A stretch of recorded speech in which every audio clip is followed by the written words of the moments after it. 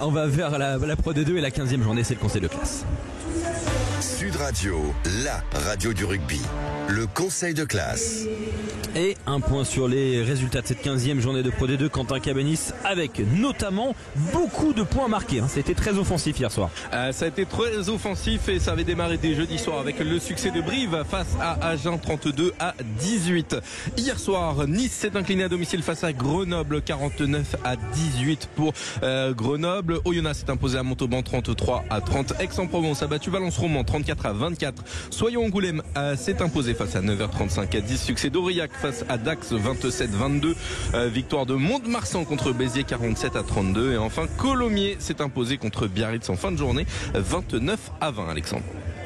Et on a 3 catégories aujourd'hui comme d'habitude, les avertissements, les compliments, les félicitations. 2 qui vont faire des choix, Clément Combe et Quentin Cabanis. Et on a un professeur principal, en l'occurrence Enzo Jacquet, qui est là pour trancher s'il le faut.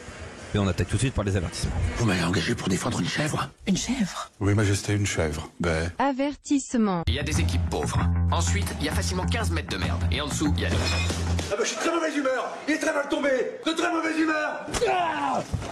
Alors, tu vas voir, Justin Bieber. Tiens, tu vas bouffer de la merde. Moi, tous les jours, j'en bouffe de la merde. C'est peut-être un poil violent, Quentin Cabanis, mais en tout cas c'est ce que tu veux mettre en lumière côté Nice. Ouais, les Niçois en grande difficulté là ça c'est pas très sympa de ta part. Non, c'est pas sympa du tout. Non, mais Nice qui termine cette année. Qui marquent un des plus beaux essais de cette saison de Pro D2 et tu les mets en avertissement. Oui, enfin bon, c'est bien d'en marquer un, mais si t'en prends 8 derrière, c'est plus compliqué quoi. Défaite 49-18 face à Grenoble. Franchement. Non mais on te demande, t'as jamais aimé les Niçois? J'adore Nice. C'est très sympa, la promenade des Anglais, tout ça. Il y a jamais été. Si, j'ai déjà été, mais c'est pas mon truc, les plages de Galets, si tu veux tout savoir. En tout cas, 49-18, c'est le score final pour Grenoble. Les Niçois qui terminent cette année 2024 dernier de Pro D2 et on est assez inquiet pour le maintien pour les Niçois. C'est pour ça que je leur mets mes avertissements en guise de boost. Tu vois, il faut se ressaisir, il faut me faire mentir. C'est pas du tout la même vision en tout cas qu'a eu Clément Combe, parce que toi Clément t'as choisi une équipe qui a très très bien commencé cette saison et qui avant d'attaquer bien la fin de la première partie est en train de perdre pied. Exactement, j'ai choisi l'US Montauban, 7ème. Critique pas, j'ai pas fait de phrase encore. L'US Montauban qui a perdu à domicile face à Oyonnax hier 33-30. Oyonnax n'avait pas gagné une seule fois de la saison à l'extérieur depuis le début de l'exercice. Montauban, leader à la 9e journée, est en train de s'effondrer et sorti du top 6 sur une pénalité prise à 2 minutes de la fin de la rencontre par un Zach Holmes efficace face au Perche. Montauban dégringole et alors qu'on entrevoyait un bon début de saison, là ça commence à se compliquer. Voilà donc avertissement à Montauban et à Nice. Du coup Enzo Jacquet, Julien Lacoste, il faut trancher les proviseurs de cette équipe Sud Radio. Alors qui est en avertissement? Choix pas évident parce que vraiment il y a des bons arguments des deux côtés et je mettrai ma petite pièce aussi pour Montauban sur le match hier contre Oyonnax, parce que c'est vrai qu'ils descendent énormément. Ils étaient leaders un peu surprise comme l'a dit Clément à la 9e journée et un peu déçus de ce résultat contre Oyonnax. Donc Enzo Jacquet a fait le choix de mettre Montauban en avertissement. On passe au compliment.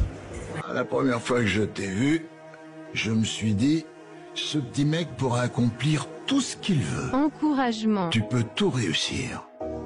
Toi, tu peux être n'importe quoi. Eh oui.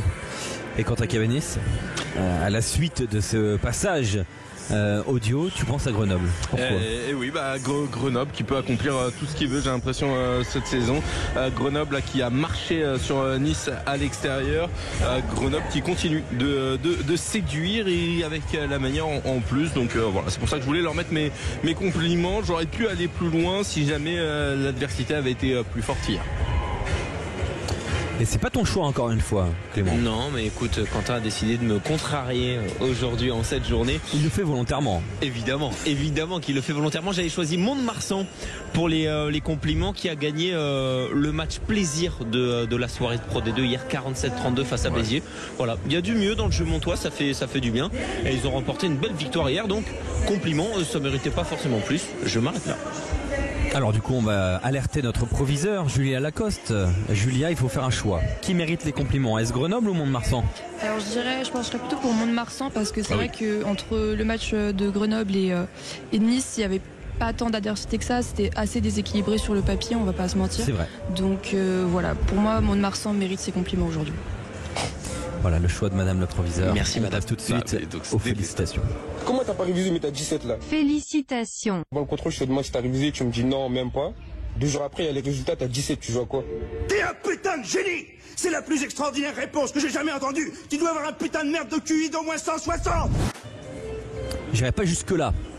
Pour les Oyonnaxiens quand même 162 cuisses c'est un peu trop mais en tout cas ça bataille fort et ça récupère des félicitations chez Quentin Cavani. Exactement Alexandre, pour ce succès à l'extérieur face à une des équipes qui avait bien réussi son début de saison, Montauban, succès 33-30 au courage notamment des joueurs d'Oyonnax qui sortent de 2 grosses performances puisqu'il y avait une énorme gifle le week-end passé à domicile. Ils avaient corrigé Soyaux Angoulême et aujourd'hui ils battent Montauban et se relance un petit peu dans ce championnat. Oyonnax qui est en train de petit à petit retrouver le niveau qui était le sien et c'est pour ça que je veux les féliciter. Et Clément, cette fois-ci, d'accord. Mais Quentin, quand il s'agit de féliciter des gens, il dit toujours vrai. Finalement, pas quand il faut les descendre. Par contre, c'est parce que je suis bienveillant. Oyonnax sauve la face, se sauve la face de sa phase, aller avec 2 victoires consécutives et notamment cette première victoire à l'extérieur alors qu'ils étaient assez mauvais jusqu'ici hors de leur base. Donc voilà, félicitations à Oyonnax. Félicitations donc à Oyonnax, compliments à Mont-de-Marsan et avertissement à Montauban. Voilà donc le conseil de classe de la 15e journée de Pro D2, la dernière de la phase aller.